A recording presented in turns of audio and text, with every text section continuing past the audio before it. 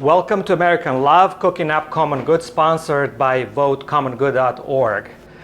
This is a series of cooking shows as we travel through our swing states and celebrate the stories, the people, the way of thinking, the worldviews of people who are kind of complicated in those swing states, but beautiful. And today we are in Pennsylvania. My name is Samir Selmanovic, and I'm super excited to talk about Pennsylvania because Pennsylvania is all about freedom and liberty. We are going to make 3 dishes tonight and teach you how to do them, and they are beautiful and simple. One dish is a Dutch puff. Then we have a beet pickled eggs. And our walking heart of a chef, Mark Sandling, will be guest here and teach you how to prepare Philly cheesesteaks, and I dare you not to salivate at the end of his video. I mean, it was just an experience for me to watch it today. So let's start right away. What I would like to start with is this concept of Pennsylvania Dutch. Okay, so everybody thinks that Pennsylvania Dutch, it's all about the Dutch. Well, it's actually Deutsch, which is German. So it's a German area, not Dutch area, but somehow somebody was starting to say Dutch and it kind of stuck with that. What I like about Pennsylvania Dutch and communities like that in the United States is that they claim the freedom to be simple, to have their own way, to be back in time if necessary. And when you go to Pennsylvania Dutch, sometimes you can see things and experience things that feel like 200 years old, because they have a freedom to not be invaded, their eyeballs, their ears, and even their dreams invaded by the consumerist culture that is around them. And so I think we can learn from that, and we all have our freedom to claim simplicity.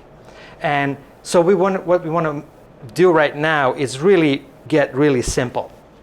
So Dutch puff is so simple and so wonderful. I tried it for the first time last year and I was surprised. It took me so long to discover it, and then I prepared for my family. They loved it too. And I tried to complicate it and I messed it up every time I tried to complicate it. So we'll keep it simple. So here there is 6 eggs, 1 cup of milk, 1 cup of flour, 1 tablespoon of sugar, a little bit of nutmeg, and a touch of cinnamon. You can do without nutmeg and cinnamon and sugar and salt, right? You can just do egg, flour, and milk. So now this has been blended. You can blend it by your hand and just leave it standing. It needs to kind of like soak in. The flour needs to get really, really moist, so it's less floury, and it's much better always with pancakes and crepes and things like this. But look at this wonderful experience. So you do this in the morning. It takes about 5 minutes to do this. And then you put the oven on 425. You put a cast iron, but any metal pan would actually do. It doesn't have to be cast iron. And so we will take it out. It's very hot, 425, and we have a 1 stick of butter because there's a lot of here puff. So we'll see what happens. So we'll take it out.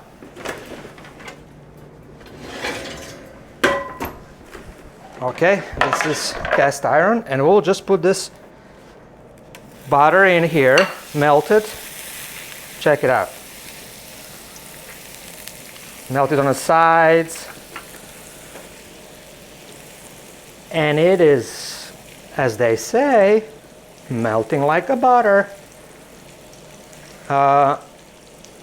Look at that. Not burning. Just dissolving here. Okay, so that's simple enough, right? So the next simple thing becomes this batter. You just pour it in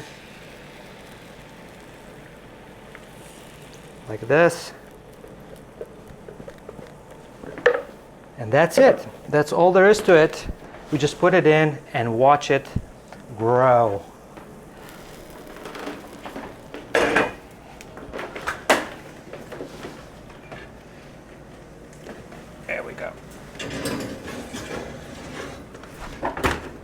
425 for 15 minutes, and then after 15 minutes you lower it to 300 for 5 minutes in order to consolidate the shape. So that's it. It's going to be wonderful when it comes out.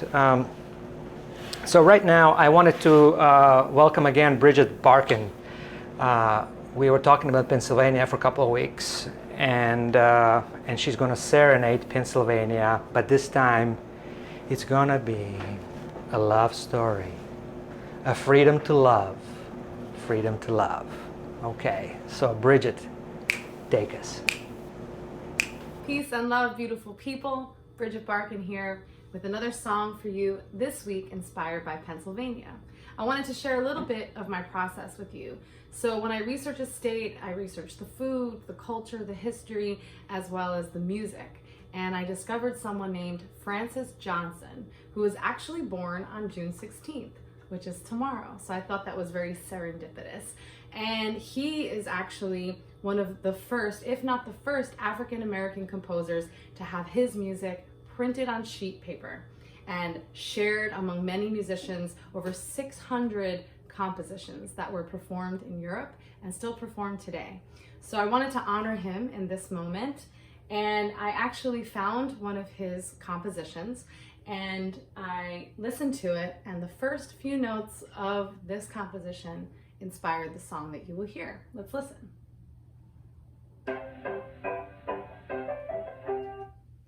Just that. At the end of this song, as I always love to honor the native peoples of the land, you will hear the word Michi, which is the Shawnee tribe's Algonquin word for eat. So I hope that you will eat and take a big bite of freedom.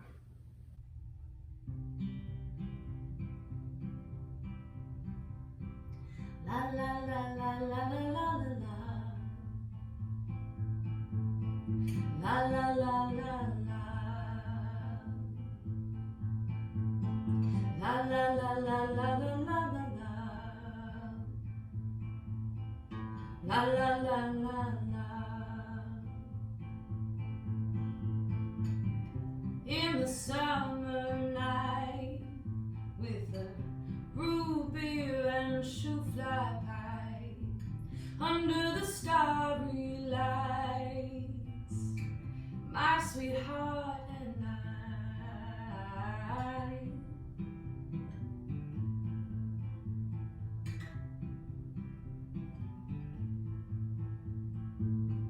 Chocolate kisses, making wishes, we feel so high.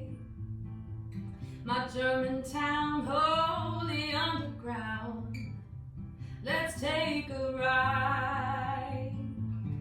This must be what freedom feels like. This must be what freedom tastes like.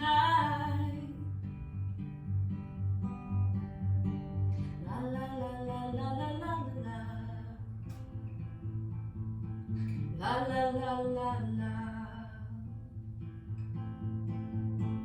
La la la la la la la la.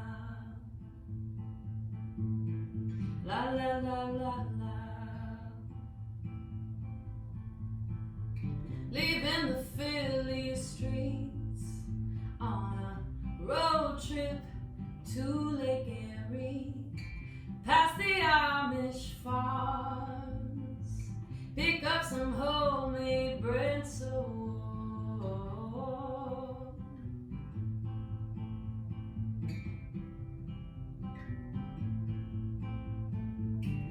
Fields of churches, nature's worship, voices from the trees, singing, oh Lord, oh Lord, we thank thee. Isn't life so sweet? This must be what freedom tastes like. This must be what freedom feels like. Come, my love, take a bite.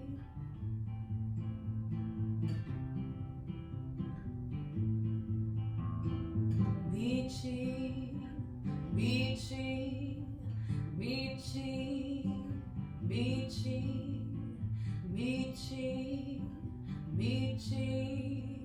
Michi, Michi.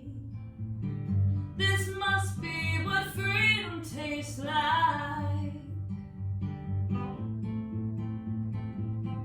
This must be what freedom feels like. Come, my love, take a bite.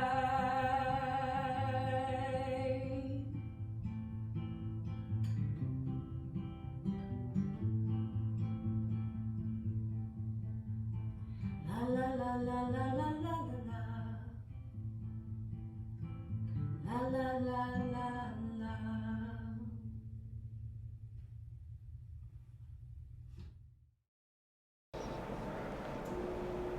Yes, love is one of the most liberating things we can experience in our lives.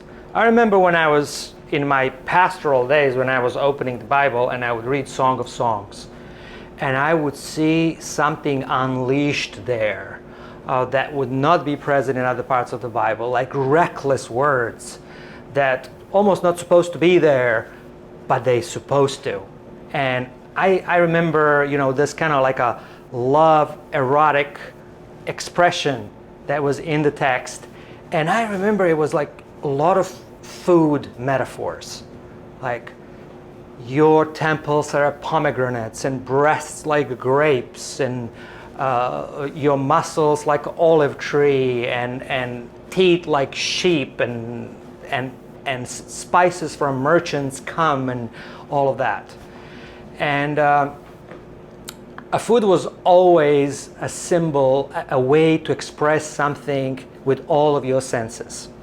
And so as I was researching about Philadelphia and Pennsylvania, I came across Yolanda Wisher. She's a poet laureate from Philadelphia from a couple of years ago, and I contacted her and asked her if we can use her poem, which is called Sonnet with Cooking Lexicon. Sonnet with Cooking Lexicon. It was an assignment she gave to her students, and then she took the assignment and wrote a poem to her lover of 20 years. So here it is, from Philly, poet laureate taking a freedom to express love by using something that takes all of the senses.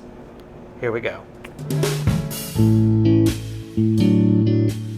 We met in a fish fry poetry reading in the food truck of life. I was pickling poems and poaching poets as the host. You walked in on a rotisserie spit carried by a pig-roasted friend. I wanted to flash pasteurize you, peel back your pellicle, egg wash your livers, marinate you in Kahlua and miso, stick you in my earth oven for all eternity.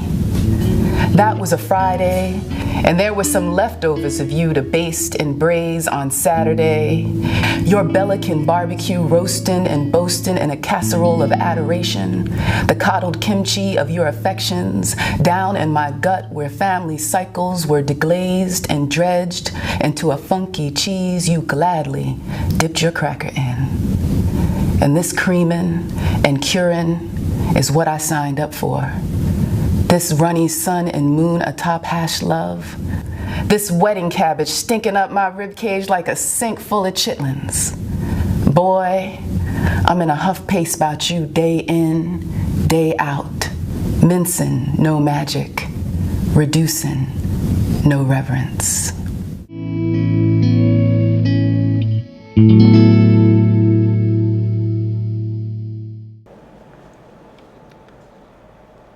So, how did you like that? Pretty good, huh?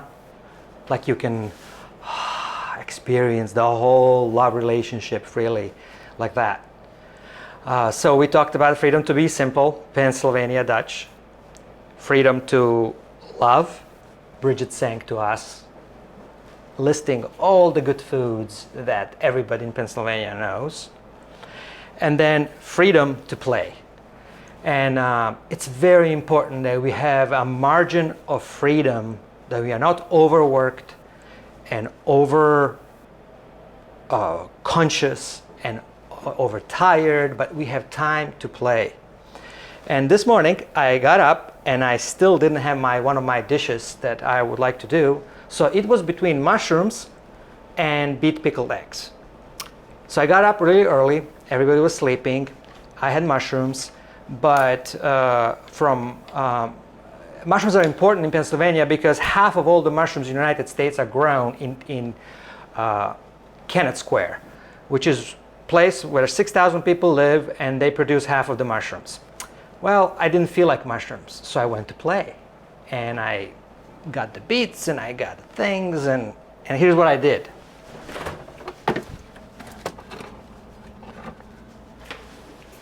Now check this out. So this is about 8 eggs and several beets, a couple of onions, red wine reduction. It is I reduce wine from like a gallon of wine into maybe a pint, and then I use it to make things sour. Whole black peppercorns, and then you can, after that you can play. And I want to invite my my beloved daughter here, Anna, to try this with me. Yay! Thou shalt not eat alone. So this is what I was doing in the morning. I hope I didn't wake you up. No, but I did see it in the fridge when I woke up and I was like, what is that? A jar. All right. So I didn't want to go through preparation here. I'll post the recipe, but you can see what it is. It's pickled, beautiful things. You can serve this with roasted potatoes. You can cooked potatoes. You can serve it as a side dish. And look at the egg. Wow. This is an egg. Let's hold it up. Check it out. So let's see how it came out. A lot of people love this. It's playful. It's good for children and for moms and dads, and on festivals and at homes they make it. They really enjoy it. So here's to try. See how it came inside. Wow. There you go. You can serve it like this, and you don't need much with that. See how beautiful that is, and it's really pickled. This onion is crunchy, and it has a hit of vinegar and a little bit of sweetness, and I sweeten it with mirin, which is Japanese rice wine, rather than putting sugar inside. Help yourself. Okay. Let me start with some onion. Me too.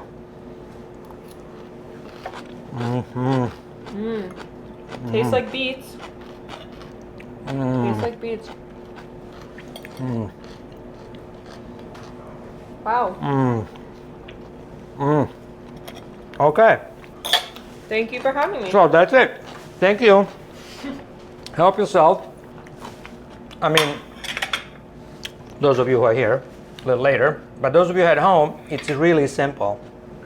I made this before making a coffee. So by the time I put a coffee, it was already all done real quick. And so I invite you to surprise your kids and your family with that. American love. We call this American love because we know that there's something very unique and very specific about American love in the world. America has not just exported a worldview, a technology, innovation, but a lot of things are actually cannot use any other word but love. I experienced it so much in the United States over the years because when I came, I couldn't find my way around. And I had several people who would come along and take me by the hand and teach me from jokes to idioms to curse words, which are very mild compared to East Europe. And I learned to love it step by step and be part of it.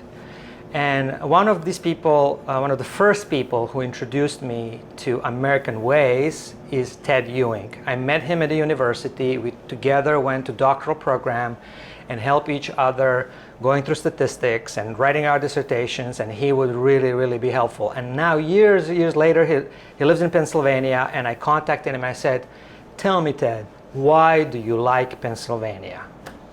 I remember once I went there and he took me to his family there. We were going through fields and forests. It was years ago on this kind of like a 4-wheel monster little machines, and spending all day like that, and then in the evening around the fire. So I asked him, why do you like Pennsylvania? And he sent me this video. Hi, this is Ted Ewing, and Samir asked me to tell you what I enjoy about Pennsylvania. One of the things I enjoy is things that I'm at right now. A big barbecue, love cooking out on the grill.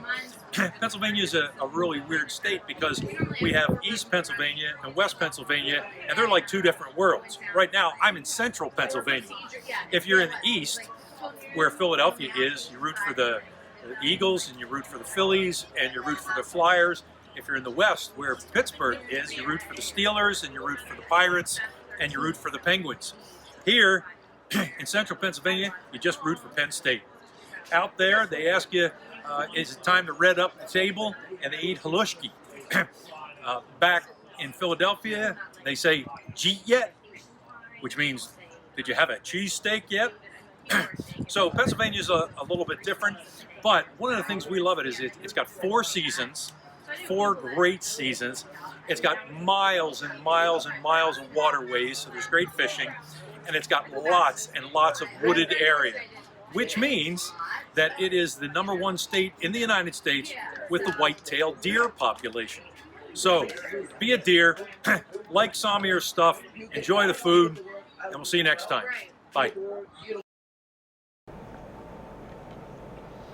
A concept of liberation is so important to me personally, this tradition, because I believe that every cook is striving to someday become a liberated cook, or a liberated person, a liberated leader, because we start with curiosity and then we learn and adapt, but ultimately we get free.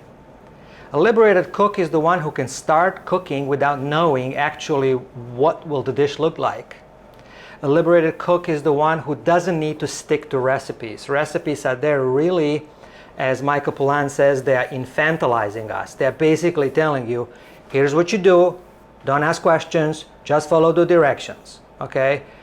But if you learn to use your intuition while you cook, you know how to break the rules, you know how to listen to what you have, it speaks to you, you know how to trust yourself and have this intuition and recalibrate this intuition. So I want to invite you to practice personal freedom and liberty in whatever you do. You know, we are so much smarter than we give ourselves credit for. There's so much wisdom in every one of us that is untapped. And particularly in cooking, you can see that happening. You see when a cook is free. And it's a journey to get there, but it's an important journey. So right now, ta-da! The time is to get the Dutch puff out, right? It's like a little ceremony we have here. I'm just gonna go there silently, without a rush. I'm just gonna take it out and say nothing. We'll have like a quiet moment of Zen. And when I'm done, I'll just put it here, it'll cool down, and then Mark Sandling will tell you how to make an amazing Philly cheesesteak. So, let's make a journey to the oven and the back.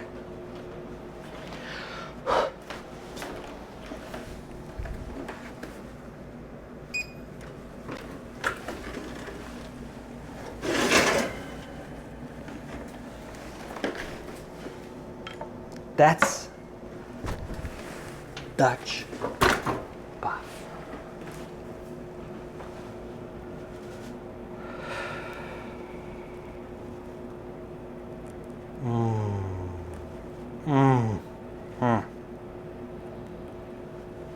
All right, Mark.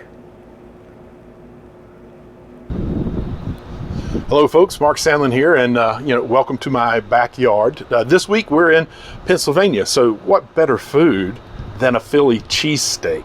And so first I wanted to show you a little bit about the ingredients that we're using. We've got sliced onions, green and red peppers. I do that because I like the spice of the green peppers. I like the sweetness of the red. There's great debate about what kind of cheese to put on a Philly cheesesteak. Usually it's mozzarella, provolone, or Cheese Whiz, and I refuse to use Cheese Whiz, but I love how it gets in and mixes with everything. The provolone and everything tends to just stay on top, and as it gets colder or loses some of its warmth, it can actually get a little bit stringy and separate from the rest of the meat and veggies. So we also have buns, and we're going to cut those open and toast them with a little bit of butter because we want to create a little layer, because one of the key things about a Philly cheesesteak is its juiciness. And then we've got some salt and pepper that we're going to add at the very end, and I'll talk a little bit later about why. So we'll be back in just a little bit and start getting our steak sliced up. Hey folks, as I mentioned just a minute ago, one of the key things about a good Philly cheesesteak is it's juicy. I mean, it's one of those meals that you want to have it kind of just running down a little bit when you're eating it. And one of the tricks to doing that is getting the meat just right. And so first, the first thing to do is make sure you get a nice cut of a ribeye. You see this beautiful marbling in here. You want to look for a lot of that. That's part of what's going to help us keep that juiciness. And then a little trick, before you start cutting it, go ahead and pop it in the freezer for about 30 minutes or so, and that's going to give you a little solidness to the piece of meat so that when you cut it, you can get some nice thin slices. I'll show you what I'm talking about. I'm actually using a sushi knife to do this, but we can get some really beautiful thin slices because I've frozen this first. Look at that. See how thin we were able to do that? So I'm going to finish cutting this up, and then we'll get back to you. Hey folks, we're back. Just a couple of quick things here. You can see I've already got my skillet set up, or actually a griddle set up on my grill. When you're making Philly cheesesteak, you want some kind of a flat surface like this. It's even better if it's cast iron, but any kind of a flat top would work. If you're needing to do this inside, if you have a griddle that you can use, great. If not, cast iron skillet will work just fine. So first thing we want to do, we want to cut the bread. We're going to make about a 3/4 of a way cut so that it opens up nice like this. Put plenty, liberally put some butter on there. We want that on both sides. Because what we're trying to do is get this to brown up and seal so that the juices don't make the bread too soft and run out. So we're just going to put this right on there. Let that brown up, and then we'll start working on the other ingredients. Hi folks, back at the grill. Wanted to tell you about the griddle. A lot of folks like to cook their Philly cheesesteaks at a high heat, 425, 450. For me, that's way too hot. You're going to lose a lot of the juice that way. You're going to make the meat chewier. So I like to keep mine a little bit lower. You'll see this is closer to 380, 375 is what I'm shooting for. So that's pretty good. We're going to go ahead and throw a little bit of olive oil onto this griddle. Move that around a little bit. Throw our veggies on. They're going to take just a little bit low. Oh, I love that sizzle. A little bit longer to cook. So we're going to get those going. On these, we're going to go ahead and salt and pepper them. We're going to let that cook down a little bit. We want those nice and soft, a little bit caramelized. And then I'll show you how we're going to prepare our ribeye. So we got our veggies going pretty well. They're almost ready. Not quite though. It gives us enough time to cook the meat and combine them together. We've got a little caramelization going on the onions, which is beautiful. Going to give it a nice taste. So I'm going to show you what we're going to do with our prime rib, not our prime rib, our ribeye next. Let's get a good shot at the griddle. You can see we've got the ribeye over here. I'm going to add a little oil. Now what you'll notice, unlike with the veggies where I went ahead and salted them, we're not going to do that with the meat. The salt basically pulls out moisture of what you're cooking, and it's great for flavor, It's great for pulling out moisture when you want to pull out moisture, but that's not what we're going for here.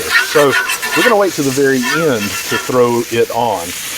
If you happen to have a kitchen scraper, it'd be great, because one of the things we want to do as this starts cooking is to shred it a little bit.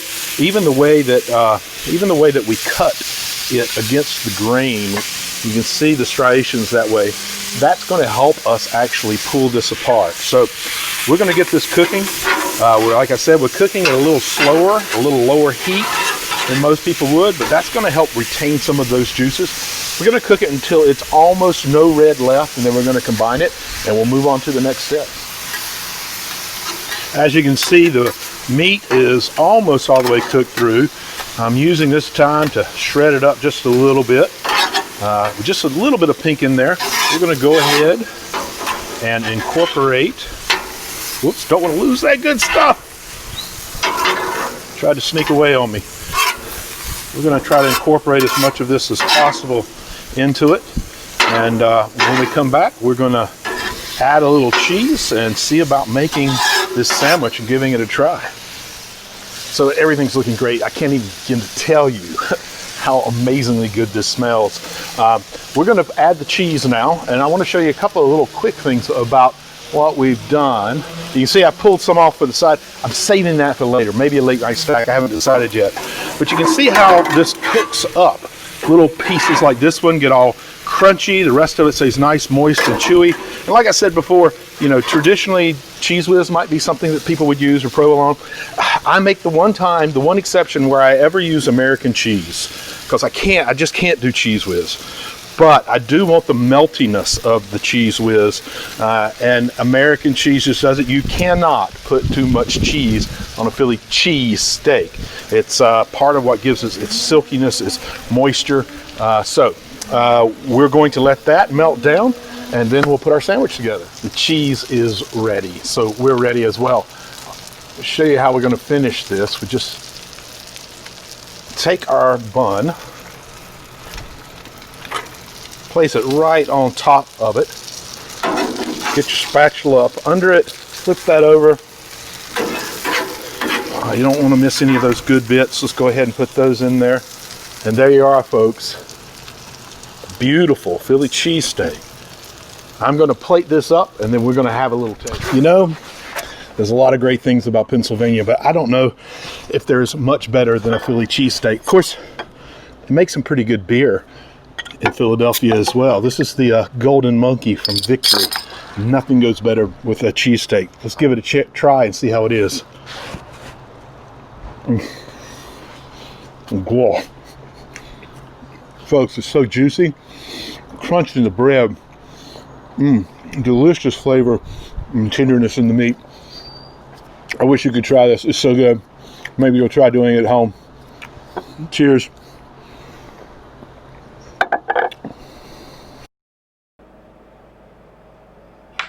Okay, thank you, Mark. I mean, this feels like I need to be there in the camera. I've wanted to come there and eat it with you. So as soon as possible, we'll arrange for that. I want to say that I exaggerated about how much time it takes to prepare this. It's more like 20 minutes, maybe 30 minutes. But think of it as time spent for meditation, time spent for your devotional, to care for your family, to care for yourself. It's really worth it. But this Dutch pancake, Dutch puff actually, literally 5 minutes to prepare that batter and put this in the oven and do it. Much faster than any other pancake or crepe. So, darling, come over. Never have lunch alone. So this is a breakfast food, but we prepare it now. It's just amazing just as a dessert. I mean, look at this. Smells really good. Look at this butter roasted on top. Oh my goodness. Check this out. So Yum. each piece is different because it was kind of randomly putting it on. So yeah, it like puffed up over here. yeah, and then it comes down and look at that. So you put it here. As I said, I try with all kinds of things in a restaurant, or maybe fresh fruit can do it. But the best, absolutely the best with all this, I feel, is this sugar. First of all, check out the appearance. I mean, it's so important that food looks good. Look at that. And then we put some contrast in to just emphasize that sugar and that butter, and just touch it on the top like that. I smell it. It like smells Yeah. sweet. All right, Okay. here you go. Thanks. Okay, I'm gonna have this. I like doughy, soft doughy things. So I'm gonna take this part. Okay.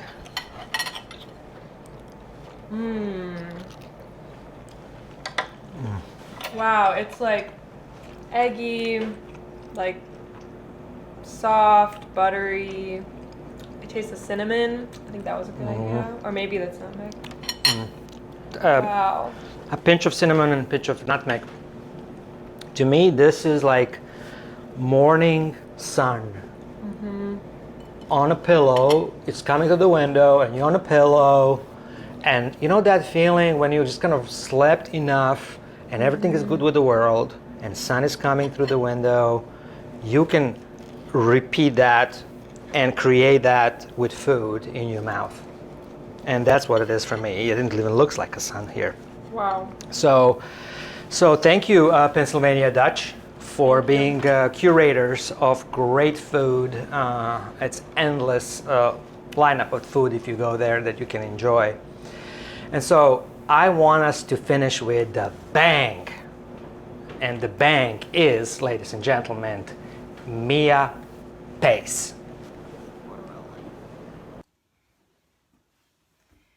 Hi everyone, my name is Mia Pace and this is Mario Andreoni, and we are so excited to be here with all of you for the American Love Project. I want to send a big thank you and a big hug to my dear friend Samir. We travel the country together in Vote Common Good, and we have had some good times and some very good meals together. So I'm so excited to be here for this very special event. And you know, today we're here in our kitchen having some good times and hopefully a good meal. Mario's cooking back there. He's a great chef. And what we have in common is that our families, growing up, both of our families sort of revolved around food and essentially the kitchen. And you know, when you think of cooking and the kitchen, you think of community and family and people coming over and sitting at the table and sharing stories and sharing a meal, and those are great memories for both of us. And we're musicians, and so we travel a lot, and one of the things that makes us feel most at home is to sit down and all have a great meal together. And one of the most wonderful places that we love to go to is Philadelphia. So I want to say hi to everybody in Philly. We have such great memories there. I remember staying in a hotel and seeing the Liberty Bell right outside my window, and they still ring the bell. Going downtown to get cheesesteaks and you know, walking around and seeing all of the people. It's so cool and full of art. We played the Underground Arts, so that was a really cool venue to play. So Philadelphia is such a strong place where people stick together. It is the city of brotherly love, and they really do have a way of showing you that when you come there. And so we'd like to share a song with you today. It's by Marie Queenie Lyons, and it's called I Want My Freedom. And this song is dedicated to Philadelphia. We appreciate you for reminding us about brother and sisterly love and about standing up for freedom and for being trailblazers and doing what's right. So I hope you enjoy it.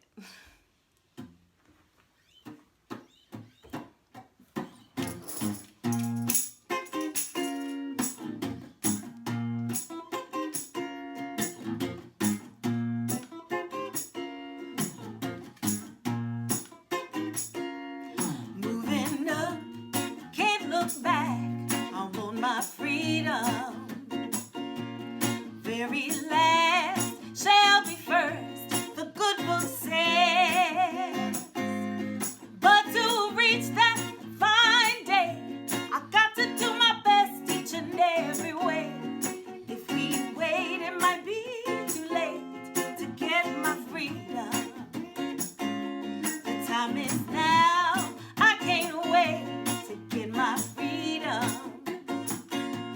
Just can't wait. It's too late to compromise.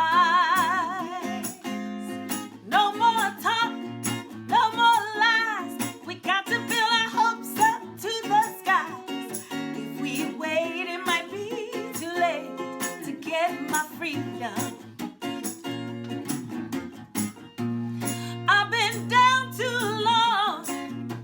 My self-respect is gone. I don't understand. Oh, a woman's got to be a woman. Ooh, the time is now. I can't wait to get my freedom. Just can't wait. It's too late to compromise. Oh, no more talk, no more lies. We got to build our hopes up to the skies. If we wait, it might be too late to get my freedom. I want my freedom. I said I need my freedom. I got to have my freedom. Give us our freedom. Oh yeah. Ooh. People, do you hear me now? Yeah. Oh yeah, yeah, yeah. All right. Yeah. Mario. Cheers. Cheers. Thank you all so much. Philadelphia, we love you. Thank you so much for joining us for American Love Project. Enjoy your meal.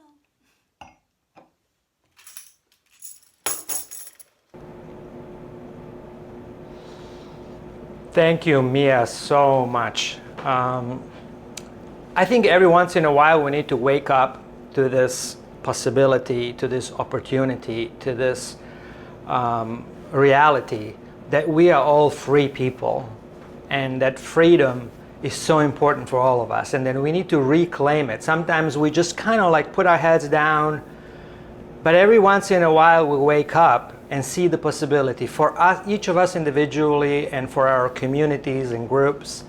So it was so beautiful to spend time dwelling on freedom, freedom to love, freedom to be simple, freedom to play, and a freedom to be. One of the people who helped me understand this concept of freedom and how much it is actually anchored in love, and how love is about freedom and freedom is about love, is Reverend Jackie Lewis. She is a minister at Middle Church here in Manhattan, New York. And it so happens that this week she has an online class which is called Call of This Moment. Call of This Moment, an anti-racism workshop. So it is so important that we participate in building our freedom together by learning, by unlearning and learning, and unlearning and learning all the time. And I want to invite you to this opportunity to register yourself. We are so excited about this class that we will not have our Thursday conversation about Pennsylvania, but because it's on Wednesday and Thursday night. I want to go, everybody in my circle wants to go, so it's online. Sign up at bit.ly/anti-racist-class. So just go right now. I'll wait. All right? Okay, so you made the decision to go right after we finish. I would appreciate that, and we'll see you in the class. Maybe they will break us into the room and I'll talk with you. So I'm looking forward to that. So no conversation on Thursday. Instead, let's go and take this class. Freedom, freedom, freedom. It's amazing. It's beautiful. It's powerful. And all of us we are born with the right to be free. Welcome to United States of America, country of freedom.